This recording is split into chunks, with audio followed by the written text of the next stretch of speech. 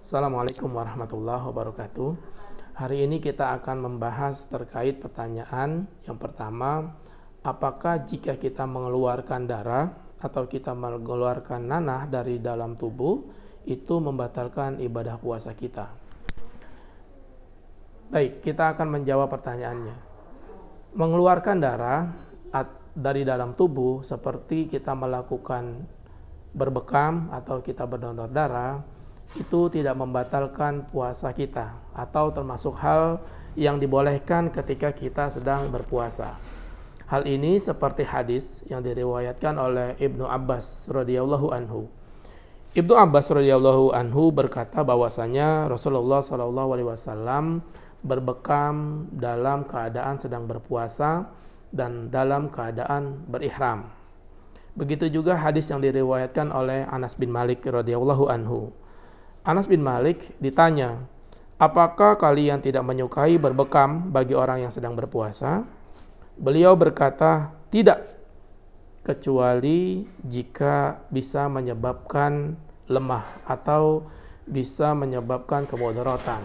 Jadi, dari hadis ini kita simpulkan bahwasanya berbekam, donor darah atau mengeluarkan nanah gitu ya yang disengaja jika tidak menimbulkan atau jika tidak membuat kita lemah atau lemas, maka itu tidak membatalkan puasa kita.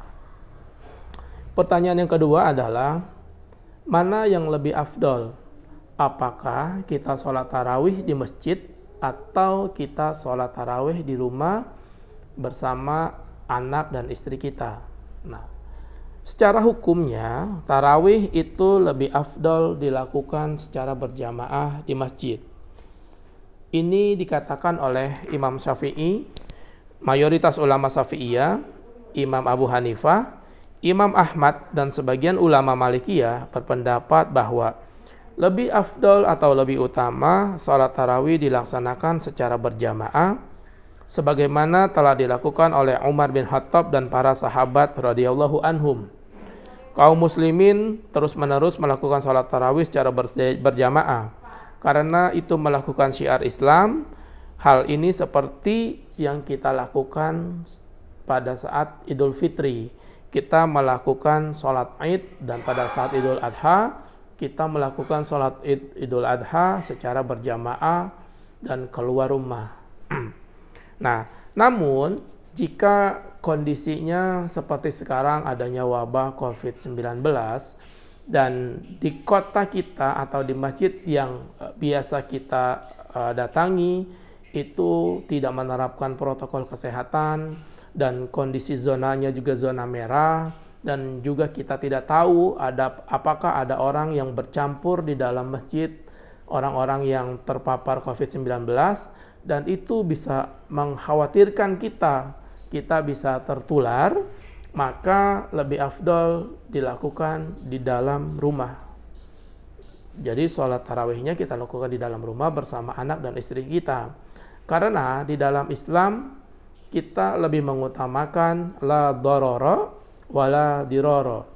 Kita tidak boleh memudaratkan orang lain, dan orang lain pun tidak boleh memudaratkan kita. Jadi selama pandemi ini, jika itu mengkhawatirkan kita terkena atau tertular oleh virus COVID-19, maka kita lebih afdol untuk melakukan sholat tarawih di dalam rumah bersama keluarga dan istri kita dan anak kita.